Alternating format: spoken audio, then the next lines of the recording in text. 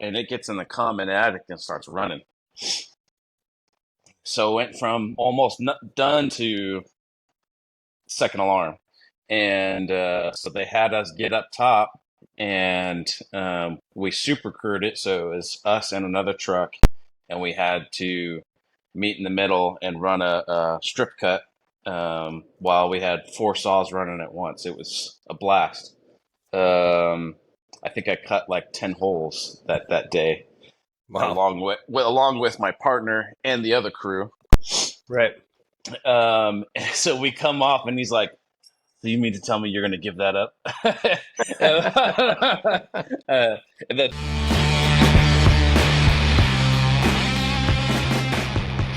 Thoughts and opinions by Jobtlks podcast members and guests are not representative of any department, organization, or city. This episode is brought to you by Fortified Leather. Fortified Leather is owned by Nathan Welch, a firefighter out in Selma, California.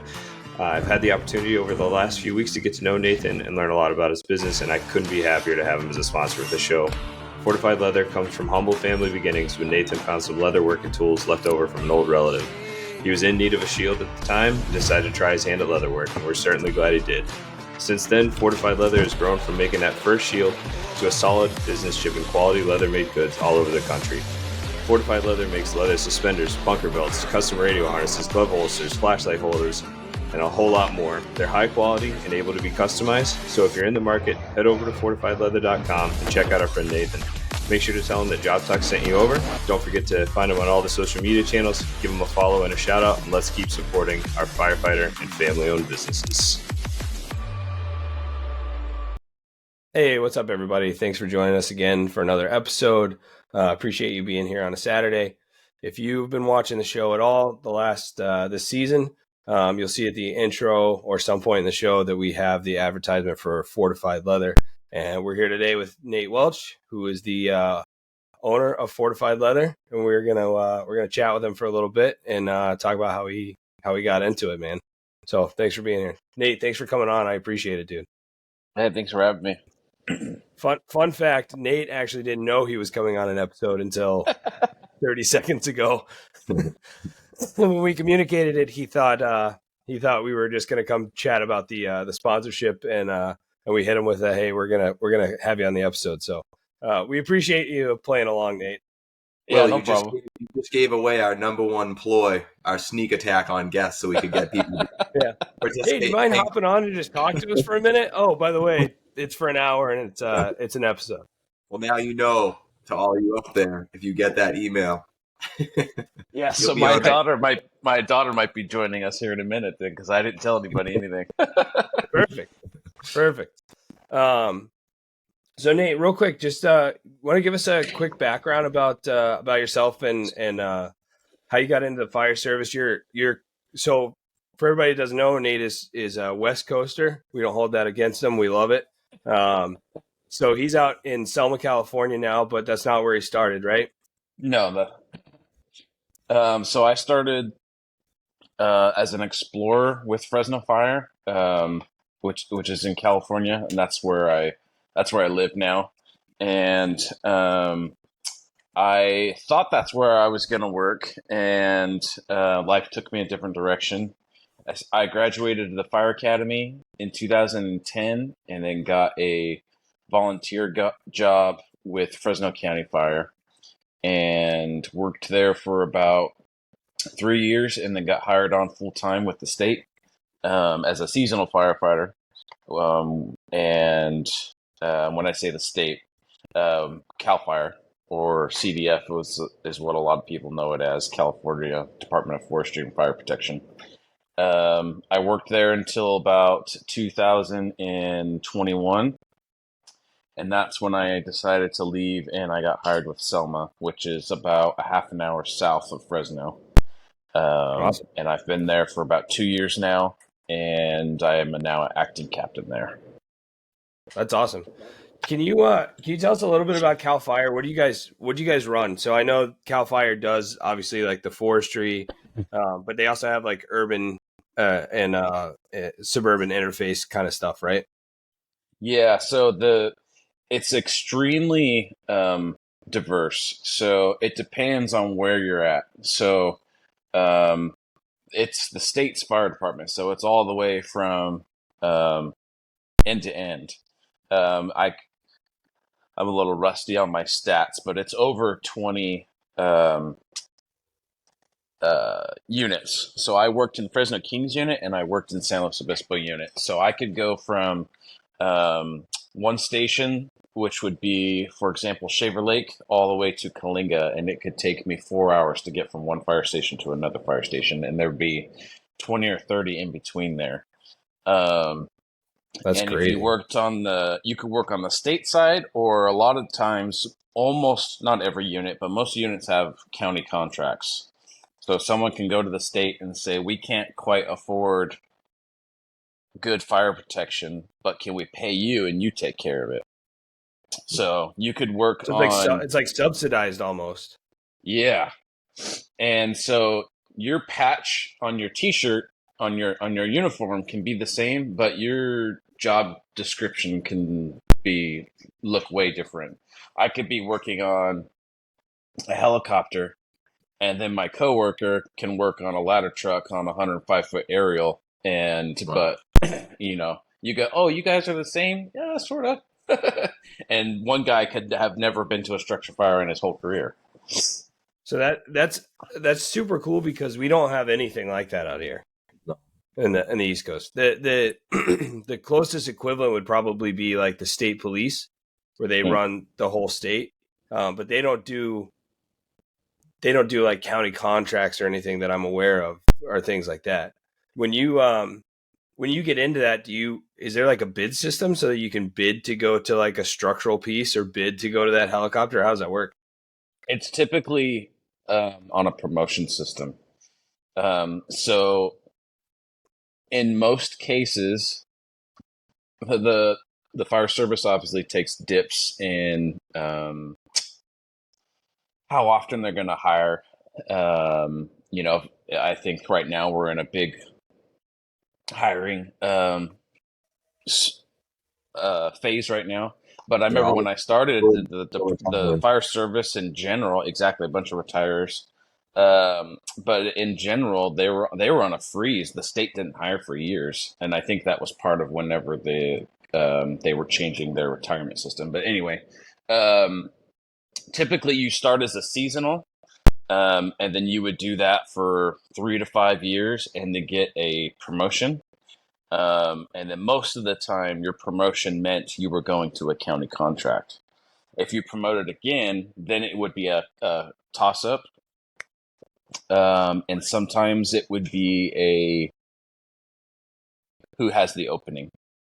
Right. If they both had an opening, well, where's your expertise and what does your resume say?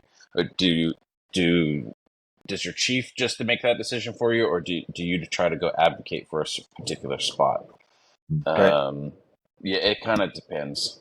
What did you so what companies were you on while you were there? So I started when I volunteered. I was on a Type 1. We were 2-0 staffed, and then so me being that volunteer, I was number 3. We worked in a fairly busy portion of the county, so I really loved and enjoyed my time there. That was in Easton, which is basically South Fresno. What's a Type 1? A Type 1, we call it our Schedule A contract. A Type 1, it's got 700 gallons, 1,000 feet of LDH. Okay. So that's what you call so that's your pumper is a Type pumper. 1. Yeah. Okay. Yeah. Gotcha. And then when I became a seasonal, I was on a Type 3. I worked out in Kalinga for a few years. Hopefully none of your viewers knows where Kalinga is. It's where they filmed The Hills Have Eyes. Oh, really? Yeah, it was. It's a disgusting place. I learned a lot there, though. That's typically where a lot of learning goes on. Yes. Yep. Worked there for about 3 years. We had 2 Type 3s there. So a Type 3 is basically off-road capabilities for firefighting, for wildland firefighting. Like a brush truck?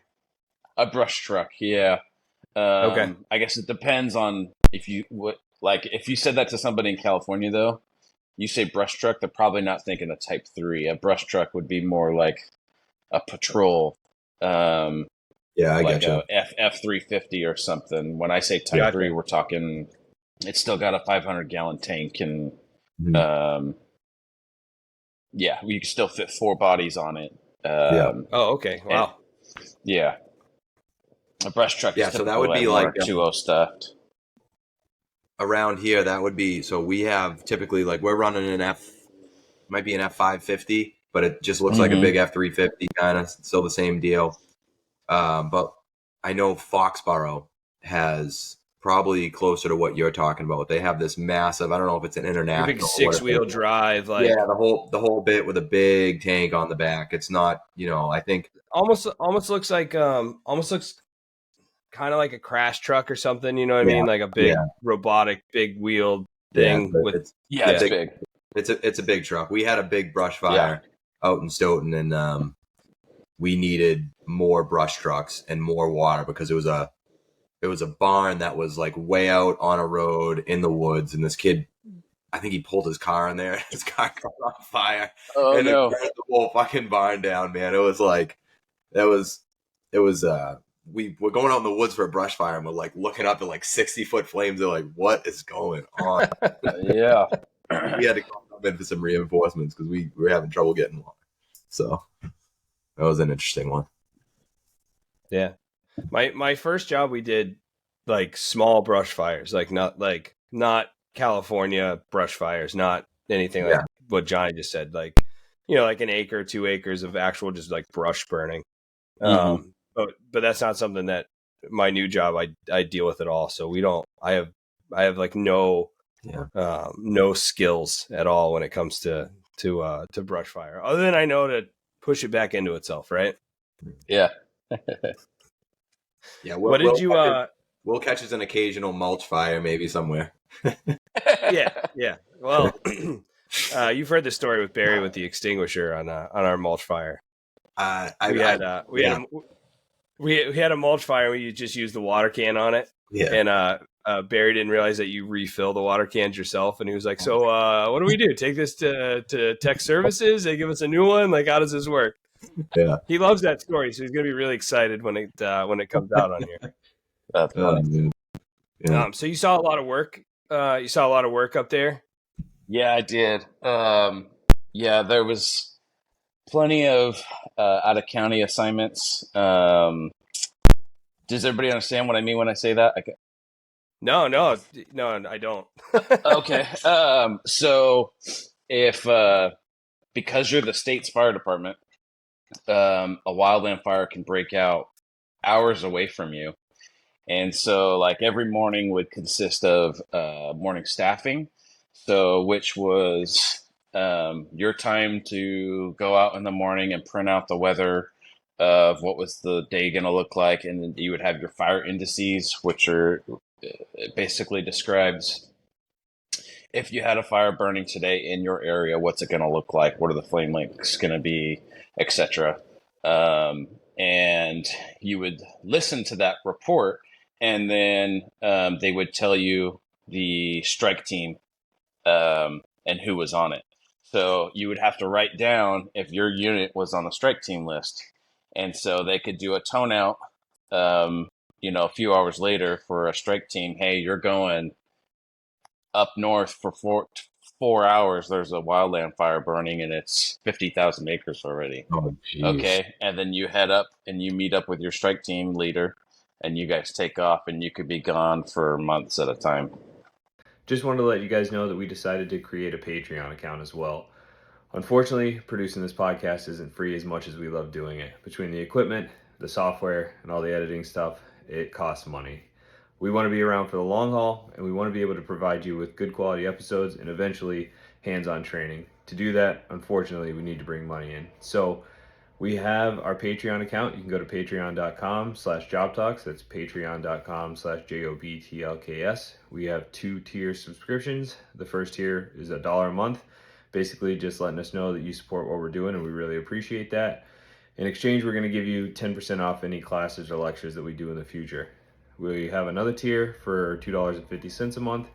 And in that tier, we're going to actually invite you to be an audience as we record live episodes. So when we schedule an episode with a guest, you will get a link to your email to view that episode live as a guest. And then from that subscription, we're going to pick once or twice a season somebody to actually come on and be part of the episode with us. Right now, that's what we can offer, and we hope you guys like it. We hope you'll support us. So again, patreon.com/Jobtlks, and we appreciate you. Jesus. How does it? Yes. Were you married at the time? I got married my second season, 2014. How does that go with families? I was okay as a married man. I was not okay whenever I had kids. I remember thinking to myself, like, whenever I heard guys bitch and moan, I remember thinking to myself, like, what are you complaining for? Like, our patch says calfire. Like, you know what you signed up for, man. And then I had a kid, and then I remember the first time, so we had these things called staffing patterns. And literally a tone would go off, and it would say, all units stand by for special notification or whatever. And it'd be like staffing pattern XYZ is in full effect, which basically means all days off canceled. You were literally not allowed to go home. And I remember feeling like I'm in a prison and my daughter's on the outside and I can't see her. And it clicked finally. And I'm like, that's why the guys were bitching and moaning. And I'm like, well, thank goodness I never said it to their face. So luckily it was only in my head. Yeah, but, right. It hurt because I was finally in my dream assignment. I was in the most coveted spot in my unit in Fresno. We worked on the border of the county and the city. So we ran with Fresno Fire, which is one of the busiest departments in the country. And we were their south aerial truck. So we were almost on every card for structure fires. We went to almost a shift. And I told myself I can't do this. My gravestone's not going to say fireman. It's going to say dad. So I can't do this anymore. Yeah. And so I looked for a new job. That was one of the hardest things I did. But I had to do that for my family. It hurt. I remember the day that, sorry, I'm getting off on a tangent here, but I remember the day I called or I told my captain, I'm like, hey, I need to talk to you about a decision I made. And so we're out back having cigars, and I tell him, and he tells me I'm an idiot. And he's very upset. And he's like, you can't give up this spot. This is the dream spot. And the tones go off, and it's for an apartment fire. And we take off, and it's almost confined to just the outside and the patio area, but it did get inside a little bit, but they're pretty much got it all knocked down. So we're getting ready to pack up and go home. And then these winds take off, and it gets in the common attic and starts running. So it went from almost done to second alarm. And so they had us get up top, and we super crewed it. So it was us and another truck, and we had to meet in the middle and run a strip cut while we had 4 saws running at once. It was a blast. I think I cut 10 holes that day. Wow. Along with my partner and the other crew. Right. So we come off, and he's like, so you mean to tell me you're going to give that up? The timing was hilarious. We were just having that conversation, and I'm like, yeah, I know. That was probably one of the best jobs we've ever had. But yeah, no, I got to give that up. And he's like, whatever, dude, you're crazy. And but I remember he came back. We come back next shift, and we both pull into the parking lot at the same time. And he's like, hey, I got to talk to you. I'm like, what's up? And he's like, I thought about what you said, and I'm going to training. I'm putting in my request, my transfer paperwork to go to training. I'm going to slow down, and I want to be with my girls more. And I was like, what? He's like, I owe you an apology, dude. He's like, I can't uproot and leave the department. He had been way more invested than I was. He was, 10 years older than me. Right. But he's like, I commend you. Go for it. I was totally happy with my department. I just, if they had a different work schedule, I never would have left. But Right. yeah, it's hard to explain that to your kid. Did those yeah. Well, yeah, and your wife having to stay home and do all that work, you know what I mean? Like it's a lot. How often did they do that? How often did they institute that stop where you couldn't go home? I would say minimum of once a year. I've had years where it happened 3 times. I've had multiple occasions where multiple. Hey, I'm on the phone. I've had multiple times where I stayed for 30 days. I did about That's 10 crazy. years, and I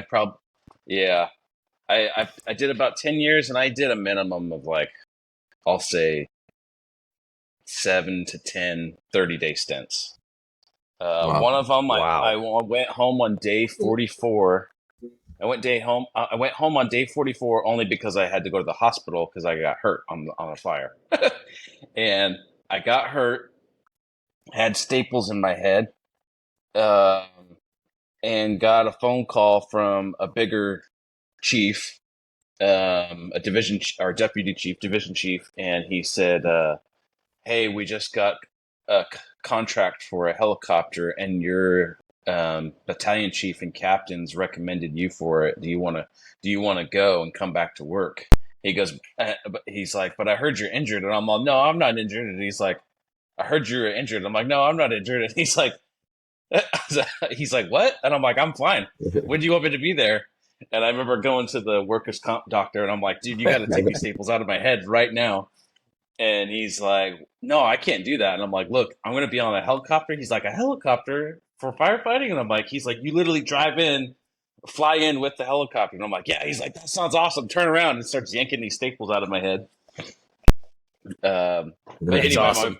I got off on another tangent. But my point being, I would have been on duty. I went back to work for another almost 30 days. My friend that was that started the assignment with me, so he ended up doing almost 80 days straight. I only got to go home for a little bit because I got hurt. Yeah, he was on duty for almost 80 days. So you're not even talking just like 30 days. You're 30 days or more. So over that time with that many, you're talking a year and a half of or more of being held at constant work time. Yeah, 30 days straight. You don't go home. And it all depends if you were. It would look different, right? So you could be held at the fire station for 30 days, or you can be out in the woods for 30 days. Now that might look different too. So if there's anybody that with the feds, they hate me right now for listening to this, but the state would have enough money that we would actually get a hotel. So you can go to you gotta sleep. Yeah. Yes. So you'll get 24s on the line. I put quotations in 24s. They're never 24s. And then you get 24 hours off. Now, so you get a hotel and you get to bed down, but you're not going home to see your family. You're staying in that vicinity where the wildland fire is. And you're getting paid for it. I have a whole new appreciation for what you guys do out there. That's crazy. Yeah. Yeah, That's it wild. can be a lot of fun. You get to see a lot of stuff. Obviously, totally understand that. Yeah. I imagine, like you said, that's got to be a super, super hard thing is to do the right thing for you and your family or wanting to do the fun thing. You know what I mean? Mm-hmm. That's awesome, dude. A fire almost a shift. It's a hell of a job too. Yeah, it was fun. But that's such the cool thing about calfire is that you can go do so many things. So like my station also housed our heavy rescue. So we were part of RTF 5, which is a regional task force. So the state has sections of the state where you would have a rescue task force that could meet up immediately, kind of like in the morning when I was talking about strike teams. We had that for rescue, so you can meet up and go take care of big incidents like earthquakes and stuff like that. Um, so we housed that. We had um, 2 rescue boats and a trench trailer. Um, when I worked in a different part of the state, I worked on a surfboard for a while. We had jet skis out in the ocean. I worked on a helicopter Jeez, for that's 2 years. I worked at an airport for a while, so we had crash rescue trucks, ARF crash trucks. Um, the state's so diverse. You can be on a hazmat team. You can go work dispatch. You can go work with bulldozers. There's all kind. I I know want to there's get on tons the of jet stuff I'm ski, missing. dude. The jet skis are a blast. I can just imagine, right? Like when you Oh, go to but no. like the resorts and stuff, they have the jet skis with the big lines that come off the back, and you get to ride up on one of those with like a giant super soaker to go put out fires on boats. That's what I want to do. That'd be a blast. I can't, like, the amount of diversity is wild. Like, again, that's just not even something on the like radar here. Obviously we have like marine teams and we have like hazmat and we have all this stuff, but it's not to that scale at all. You know? Yeah, that's cool. That's pretty cool. Good stuff. So What when was did you what make was the that craziest? decision Oh, that you were going to leave? I made that in 2020. And had you already applied to Selma? Ooh, I don't remember the timing on that, to be honest with you. I remember going to a class. I was going to Rick, and I had taken it before, but I was going again. I was taking a Rick class, and I had seen an old friend, and he had left to go to work for Selma, and he was like, "Hey, Selma's hiring." And I think at that time, all I knew was that I needed to look at other options, and Selma had never even Right. been on my radar. Um, but he said that, and I was like, "Oh, that's cool because that's only a half an hour drive. Like, that sounds great. I need to go look into it." I didn't know anything about their department. I had to go. I had to go do some research and everything. Yeah. Right. What do you guys? So what do you guys run there? So we run 6 people a day, so it's much different. There's 2 fire stations. So we have 3 frontline rigs. We have 2 Type 1s and a ladder truck. So it's 2 staffed on each of those. And then we now implemented a division chief position, which basically acts as a battalion chief. And so that would be our 7th body. We have 3 shifts, so we work a 2-4 schedule now, which is the schedule that I was looking for. And yeah, so we have 2 rigs at one station, 1 rig at the other. And then our department, we have basically a fire side and an EMS side. And by looking at us, you can't tell the difference. Our uniform looks the same. But the fire side has the ability to take overtime on the EMS side, but the EMS side can't come and work on the fire side. They're non-safety. Interesting. They have. Right. So what do you guys run? Do you have a couple of ambulances? We have 3. So we have a. It's not. It's a. I'm blanking on the word right now, but we have a a leased building that's for the ambulances. We're hoping to. We got a grant for a new fire station, so we're hoping that looks different here in the future in a few years.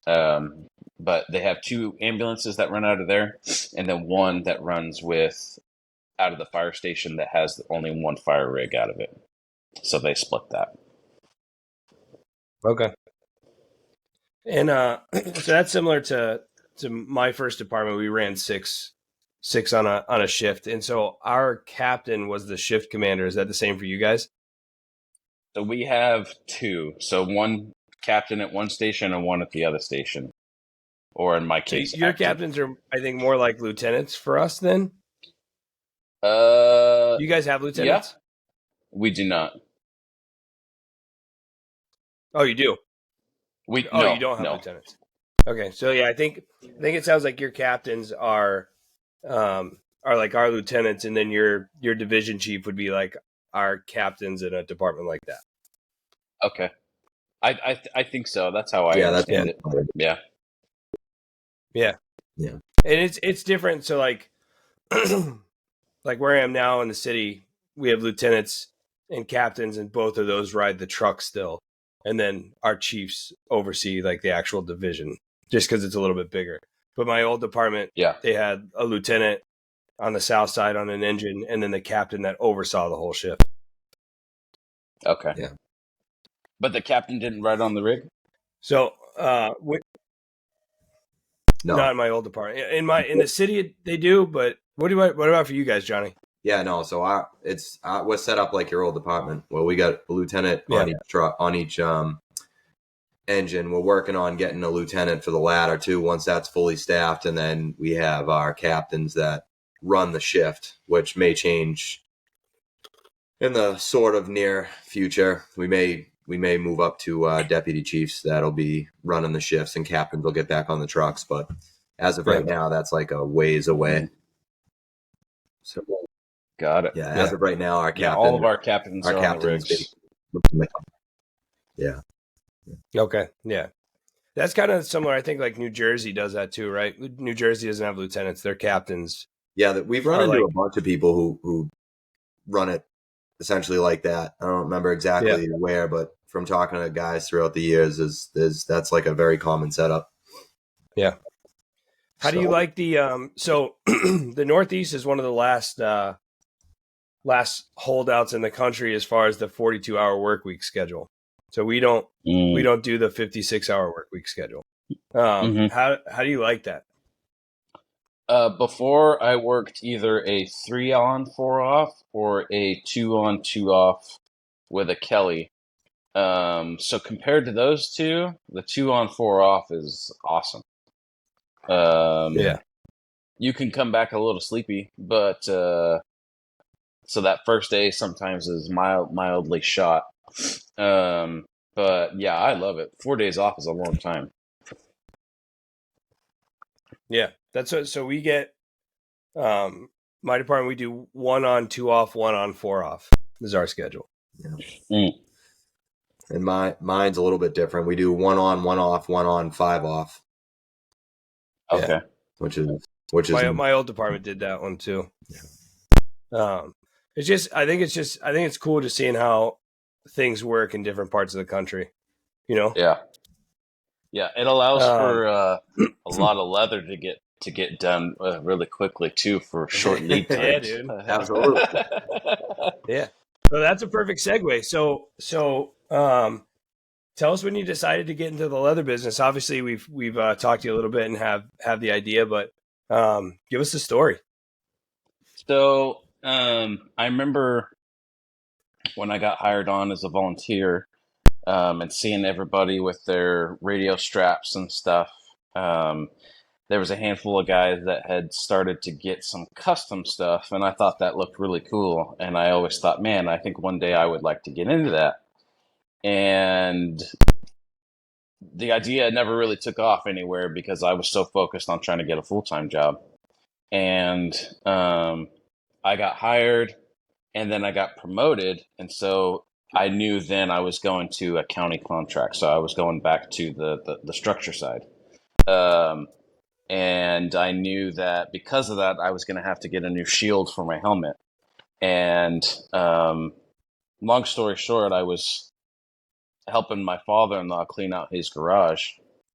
and he had pulled out some old leather tools, and he was like, "Hey, this is so and so's old leather tools, some old family member. Hey, do you want these? Haven't you always wanted to try to do leather?" And I was like, "Yeah, I have. Oh, this is perfect.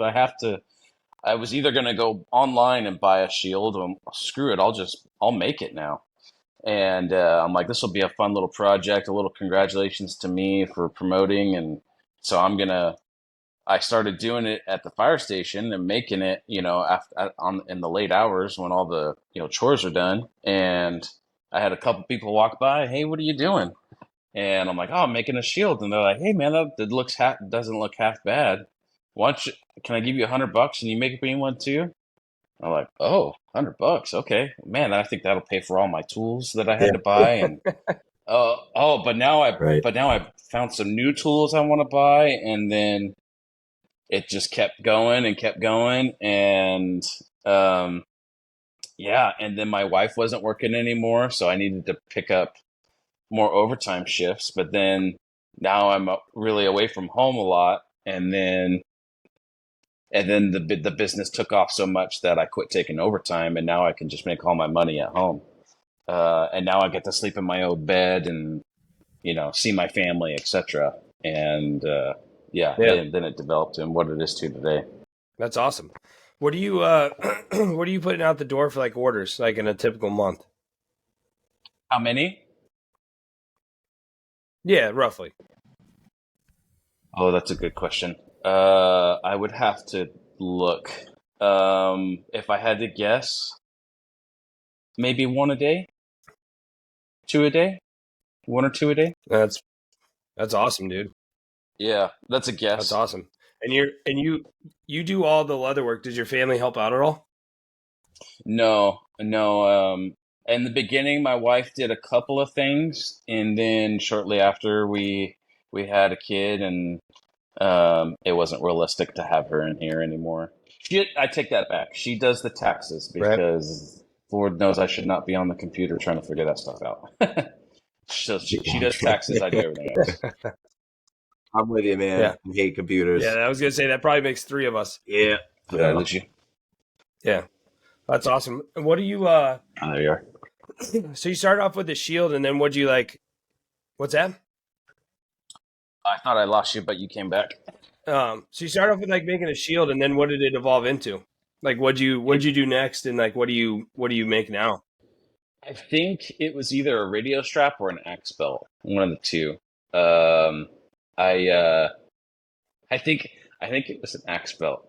Uh, uh, my engineer asked me if I had ever. I remember we were going off shift, and he had asked me if I ever made one, and I was like, "No, I've never made one." But I mean, it's a belt, and you have a loop in it, so you can put your tool through it. I'll make you one. And he's like, he didn't seem too pleased with my confidence in my answer. Yeah. And so I was like, whatever. Well, hey, dude, send me some measurements and I'll take care of it for you. He's like, yeah, okay, I'll send them to you. And I'm like, what's the deal? And so he never sends me his measurements. He goes on vacation, and we have an open barracks. And so I've walked by his bed tons of times throughout the day. Well, I walk by, but now this time when I walk by, there's a package on his bed, and I'm like, "Hey, that wasn't there earlier. What's up with that?" So I commit a federal crime and then look, and it says to my friend and from Fire Department Leatherworks, a popular leather guy in Florida, I believe. And I was like, this traitorous bastard. He ordered from somebody else.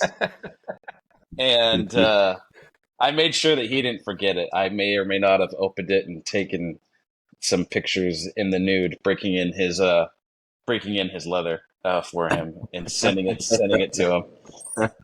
Yeah. Hey, That's buddy, your awesome. new leather came in. Don't worry, I broke it in for you. Yeah. We had fun with that one. I show up now, and like I usually show up now in like Christmas cards and stuff. Like I'll be on the beach, photoshopped in with the leather axe belt. Yeah, I show up all the time, like at least like once a year in some kind of group chat. uh, That's but awesome. anyway, That's awesome. to answer your question, I believe the next thing I made was axe belts. That's perfect, man. Yeah, And yeah. I mean, you branched out now. Like you have quite a few things on your site. So, obviously like glove straps and radio holders and flashlight holders. Like, what's Yeah. do you have something that's your favorite thing to make? My favorite thing to make. I think it's a radio strap. I think. Um, that's my most often ordered product is a radio strap. Um, Yeah. I can, yeah, I would say that's about my favorite. My most complicated are my friction Yeah. swivels. Those can be cool. They took lots and lots and lots and lots of hours developing. Because for that, it's an actual scabbard that the axe is going to sit into. So for each one, I Yep. had to figure out how to basically create a mold for each and every axe and each and every company that wants to make, another shaped axe. And that took a long time and a lot of money. I remember throwing away hides because I'd be like, oh, it doesn't quite sit in there quite properly on this part of the axe anymore. So I need to adjust it here. Throw that one away after I just spent 2 hours on it. Make another one, and with it being a quarter of an inch different now, and okay, that spot's good now, and this spot isn't. Throw that away, and it hurt. It hurt because you're like you're looking on the ground and all this leather being thrown away. But I eventually came out with a good system for each one, and then my dog, and then I make my own friction swivel. So if you don't know what that is, you put your tool inside of the scabbard, and most of them have like a Lazy Susan hardware in between your belt and the scabbard, and so it just free spins. Well, this one, whenever you spin it and you let go, your axe stays right there. So for me, it worked out. It worked out great. I don't know if you've ever experienced this before, but typically for us, like our biggest ground ladders are 35. Going to the roof with a circ saw or chainsaw in your hand, and trying to climb the ladder. I don't know if you've ever had this. If you're carrying an axe to the roof and your axe handle hit you in the heel and made you feel like you were going to fall off that ladder, it's a terrible feeling. Feeling like you're going to fall to your death. But you could take that friction swivel and pull your axe handle out, and now it's going to sit 90 degrees away from your body and completely be out of your way. And it's the same thing. That's cool. It's great too if you're trying to take the aerial ladder to the roof and it's completely not in your way, getting hung up on rungs as you're climbing. Or even if you're an engine guy and you need to squat down to get real low to do a search or whatever, you just take your tool handle, cock it out to the side, get down low, and now it's your tool isn't pogo sticking your way out of your hip anymore. Right.